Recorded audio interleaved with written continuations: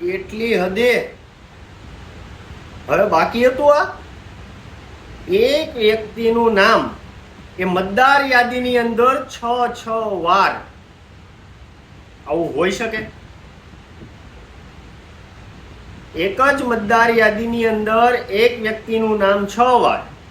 જો આ બેનનું નામ અને ગણી લ્યો તમે. જો હું ખોટું બોલતો હોય તો તમે આ ફોટાની અંદર ગણી લ્યો.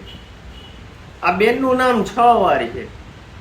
હવે કંઈક ને કંઈક ચીટિંગ કરીને આ બેનને મત દેવા જવું હોય તો કેટલી વાર લાગે? બહુ સમજવા જેવી વાત છે. આ 400 પાર ને 200 પાર ને 350 પાર કરે છે. પણ હવે ખબર પડી કે આ 400 પાર 6 વાર મત નખાવીને કરે છે. બાકી તો હવે ગુલામો સિવાય કોઈ વધ્યું નથી. આ પાર્ટીની અંદર ભ્રષ્ટાચાર જ છે. સાચું ને?